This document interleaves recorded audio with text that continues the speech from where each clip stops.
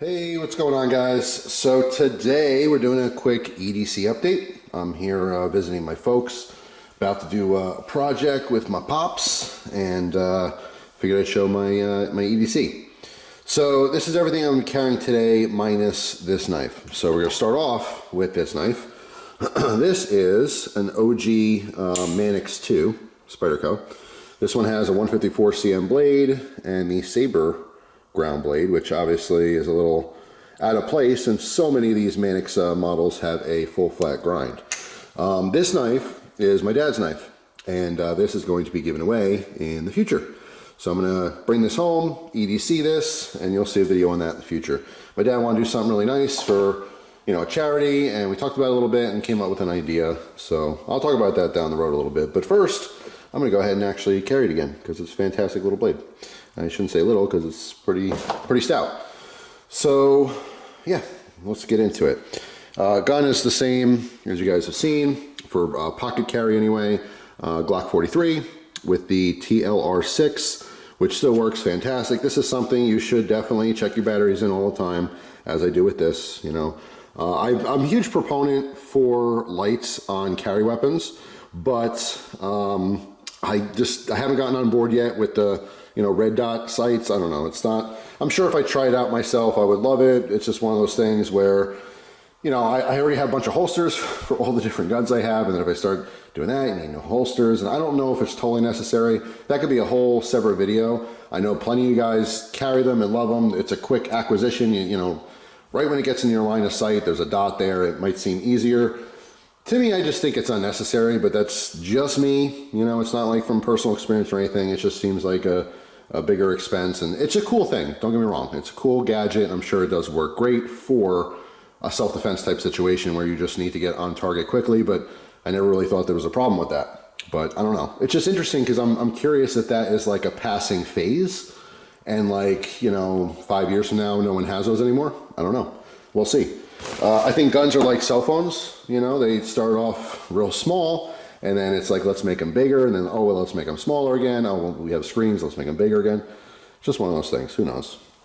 But anyway, just rocking the same Glock. Rocking the Glock as well as the spare mag.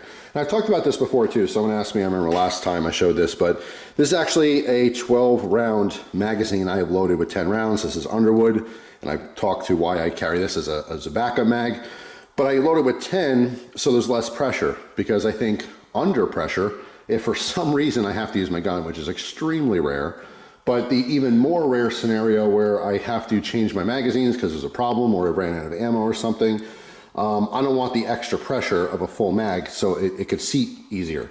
Does that make sense? So that's why I chose to do that. Because someone's like, hey dude, I think there was only 10 in there. Was there a reason? That's my reason.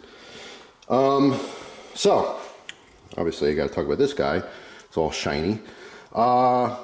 We have the Espada, which is classic cold steel. This is not the ultra big one, but it's certainly big.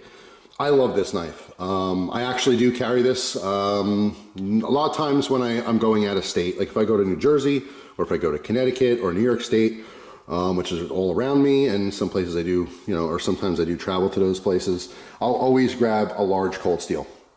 If you saw my post on Instagram, I carried I think it was an XL Voyager at Tanto, and because I went to Connecticut, and then we went through New York State, and we went to there's a Mexican restaurant in Brewster, New York, and so that's the knife I had there. And it just so happens I got a steak, and so they gave me this puny little steak knife. I'm like, okay, that looks like something you get with your kids' meal chicken nugget platter, but whatever. I have my own, so I took it out and I used it to cut the steak, which worked perfectly.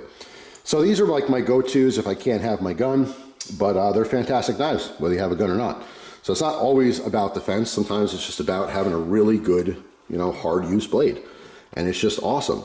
And I feel bad, like when I first got this one, you know, you start carrying the pocket and you have these, you know, really polished up bolsters that look beautiful, but they get scratched up and dinged up and fingerprints and all that stuff. But you know what? That's fine. You know, once I started using it, scratching the hell out of it, as you can see here, then I was fine with it. So now I could just use it.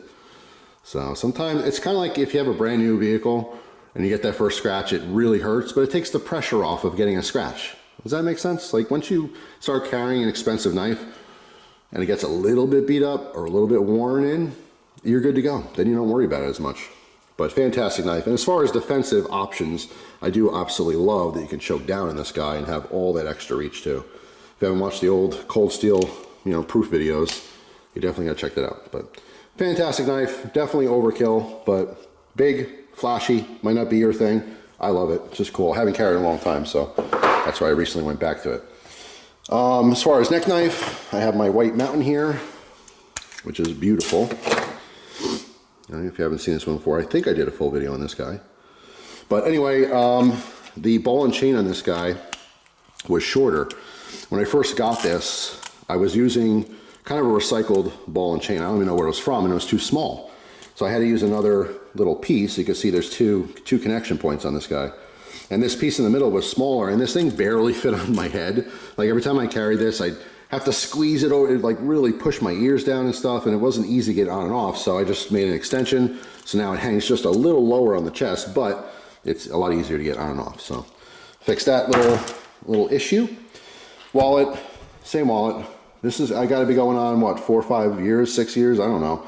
You guys let me know if you happen to know, if you watch all the videos. This is the Saddleback leather trifold wallet. I got this as a Christmas present for my wife. I absolutely love it. It's a big, fat George Costanza wallet, just like a 90s dad. And, I don't have any spine problems yet from sitting on it, but I love it. I love it. I know my wallet's in my pocket. Does that make sense? And I talk about it all the time, but I was so worried about this little, strap eventually wearing off or getting a crack in it and breaking off, but it is totally fine. Years and years and years later, absolutely beautiful. And obviously it's completely darkened now from use and polished up from taking in and out of the pocket. Hanky, always have to have a hanky. Just a good thing to have.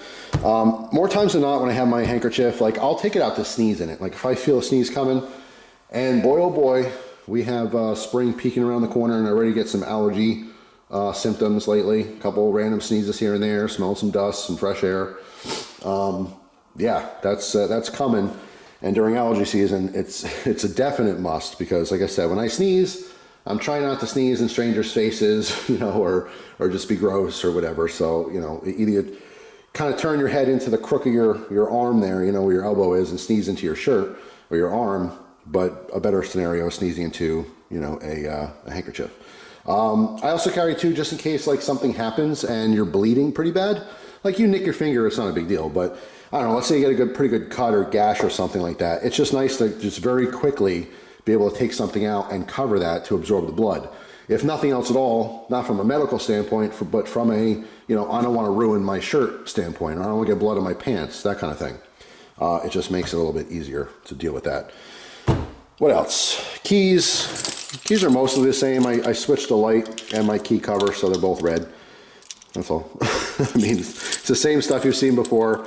Got the Morgan Dollar on there, which I got from a viewer, which I absolutely love. Have my little O-light. This one is the I1R2 Pro, because I always forget what those little chunky ones are called. The air tag, of course, got to find the keys. Handcuff keys on here. A vault key, a couple important keys. That's all. So, pocket organizer.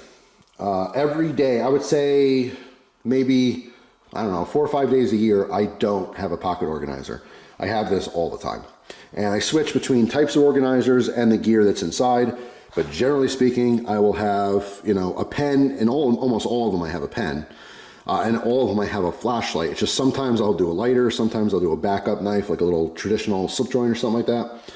In this case, I have the i3T EOS, and this one is in carbon fiber from Olight, which I absolutely love. I have the Olight Mini O-Pen in green aluminum, and then I just have a little lighter.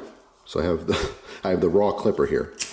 All right, just good to have fire, even though I'm not needing it all the time. You just never know. There's a little minimalist EDC organizer. And last up, the watch. I know a lot of you guys are watch people, and this is not for you, because this is not a very expensive watch. This is a watch that I got, I want to say, either I traded for this way back in the day, or I got this as a gift. I don't remember, one or the other. This is a cheap little watch. You could probably look this up. I would be surprised if this cost more than 40 bucks. But this is a little Casio. Let me see, what's the model? I know I've shown this before, but 3157, oh no, I'm sorry.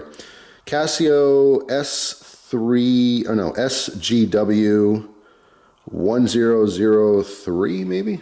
I'll zoom in on this. It's right in the middle there, there you go.